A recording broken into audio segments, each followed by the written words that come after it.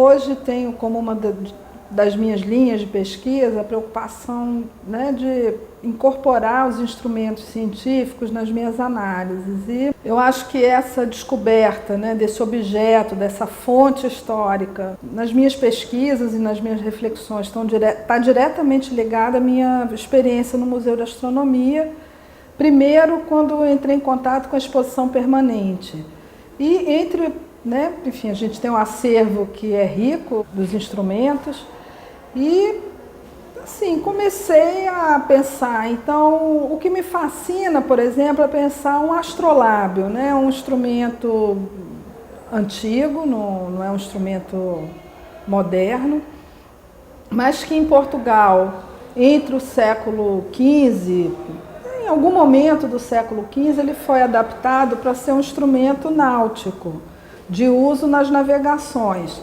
E, na verdade, é um objeto pequenininho, tem mais ou menos essa dimensão, que é para ser portátil, carregado nos navios, mas era esse instrumento, por exemplo, que possibilitava a localização de uma embarcação no mar oceânico, junto com outros instrumentos, junto também com todo um conhecimento do céu, da astronomia. Mas eu fui vendo que, aos poucos, né, esses objetos eles eram interessantes quando eles aparecem também na documentação. Eles ganham uma dimensão simbólica muito interessante. A gente pode ver que em vários frontispícios, né, de livros, inclusive de livros sobre a política, muitas vezes na mão de um rei ou num cantinho aparecem instrumentos matemáticos, né, um compasso, um globo, enfim.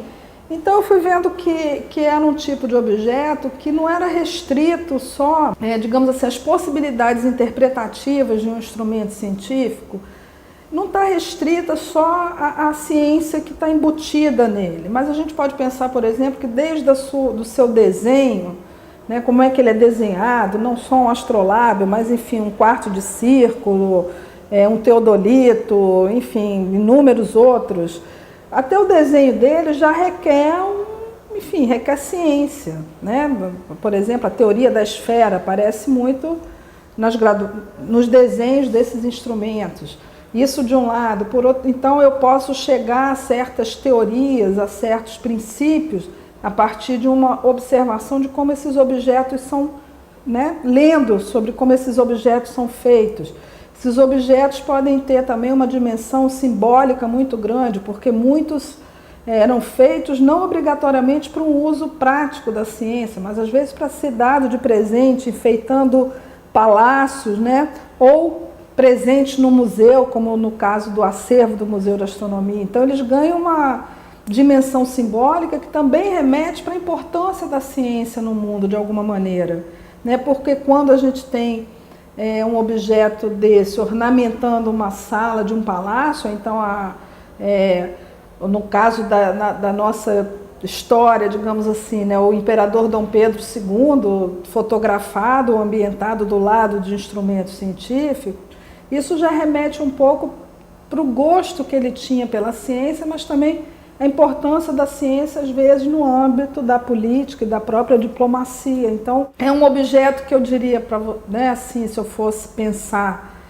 multifacetado, porque as possibilidades são realmente inúmeras. Então, desde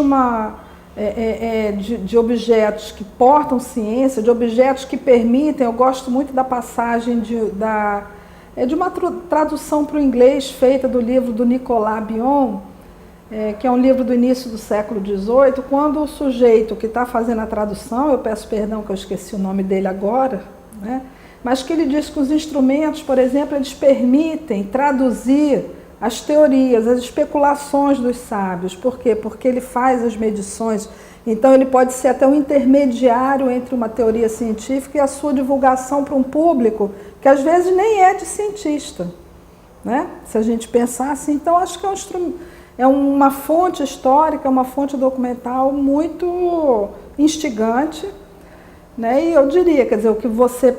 E aí eu acho que é uma coisa também da ciência que eu faço, da história que eu faço, que eu acho que assim, quando a gente parte de uma pergunta, quando a gente coloca uma pergunta, e a resposta é o nosso trabalho, a nossa pesquisa vai atrás dessas, né, dessa resposta. Eu acho que o instrumento científico ele permite, né, uma gama de perguntas muito interessantes. Por exemplo, o que é um instrumento dentro de um observatório, o uso dele dentro de um prédio que é feito para acomodá-lo, ou uma cúpula, uma sala para acomodá-la, que já é feita, né, a sala já posicionada de acordo com as coordenadas locais, e um instrumento que é levado, por exemplo, para observações feitas ao ar livre, observações de campo. Então, a ciência ela pode estar dentro de uma instituição, mas ela pode estar no meio da floresta amazônica, ali, enfim, os sábios usando os instrumentos, montando, manipulando com alguns cuidados. Então, por exemplo, o instrumento permite a ciência se deslocar, né? E se deslocar a partir de um parâmetro que pode ser muito bem controlado, porque as medidas vão estar sendo padronizadas a partir do instrumento. Então você consegue fazer com que esses dados coletados em vários lugares diferentes possam ser lidos e reunidos dentro de uma instituição. Um exemplo do que eu estou falando, né, que talvez seja, por exemplo, a temperatura. Quando eu vou medir a temperatura com um termômetro, ele tem uma escala, ele tem toda uma forma que, se eu quiser enviar sábios para lugares diferentes para colher informações sobre a temperatura, eu posso tentar garantir que todos levem um instrumento do mesmo tipo, com a mesma escala, então os dados vão poder dialogar. Que é diferente, no caso dos mapas, por exemplo, se eu consigo dar certos padrões de medidas que são garantidos por certos instrumentos e eu quero fazer um mapa mais completo de uma região maior, eu posso, né, enviar sábios para lugares diferentes e com os mesmos instrumentos eu reúno com muito mais facilidade os dados. Porque senão, né, hoje em dia, talvez no mundo atual, a gente está tão acostumado com uma unidade que é comum para todo mundo, de metro, unidade decimal, enfim, que esquece que nem sempre o mundo foi assim. Então isso, na hora em que os instrumentos começam a ser usados também em viagens, eu posso garantir, por exemplo, isso, uma maior padronização que facilita, né, cruzar os dados que são coletados. Então, a gente pode pensar neles como algo que permite que a ciência passeie. Bom, hoje passeia pelo universo, eu não sei falar disso, mas telescópios espalhados onde o olhar, enfim, onde o homem não consegue chegar.